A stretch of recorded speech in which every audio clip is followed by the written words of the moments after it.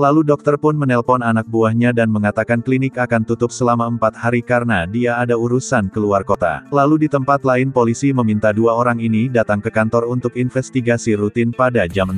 Lalu tidak lama kemudian dokter ini menelpon dan mengatakan bahwa dia akan beritahu polisi kalau wanita ini juga terlibat atas kematian suaminya. Dia juga mengatakan dia punya bukti yang kuat untuk meyakinkan polisi.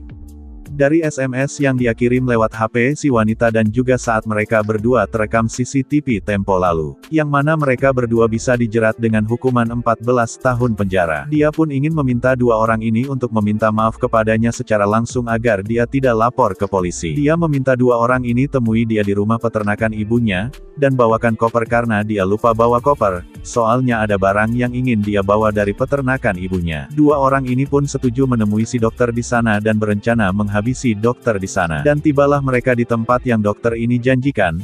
Mereka berdua pun dipersilahkan dokter ini untuk masuk ke rumah. Sesampainya di dalam dan saat si dokter sedang menyediakan minuman, 2 orang ini tiba-tiba kaget saat melihat pistol yang ada di pinggang si dokter. Wanita ini pun mencoba mendekat dan diam-diam merebut pistol itu. Namun sayangnya pistol itu sama sekali tidak ada pelurunya. Lalu lelaki ini berusaha menghajar si dokter namun sial sang dokter sudah menyiapkan alat kejut listrik dan membuat 2 orang ini pingsan. Saat sadar 2 orang ini sudah berada di kursi buat orang periksa gigi dengan kaki tangan terikat, dan gigi dipasang dengan alat pemeriksa gigi.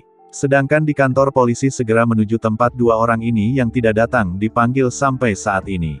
Kembali ke mereka berdua, yang mana dokter sudah menyiapkan alat untuk mencopot gigi mereka berdua. Lalu wanita ini pun seolah ingin bicara dengan si dokter ini, kemudian si dokter pun melepas alat itu dan memberikan kesempatan si wanita untuk bicara. Wanita ini mengatakan bahwa lelaki pacarnya itulah yang membunuh kura-kura milik si dokter dan dia mengatakan bahwa dia tidak ikut melakukannya.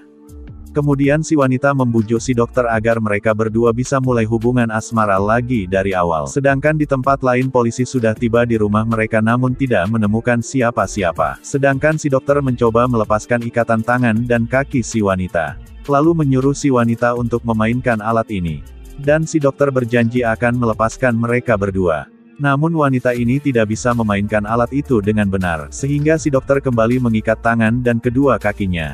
Lalu gigi mereka pun dicopot satu persatu sampai tidak ada yang tersisa. Kemudian saat 2 orang ini sudah tidak berdaya si dokter pun menguburnya hidup-hidup. Sedangkan di kantor polisi melihat rekaman CCTV yang mana 2 orang ini membawa sebuah koper. Sehingga polisi mengira bahwa mereka kabur dari kota itu. Dan film pun selesai.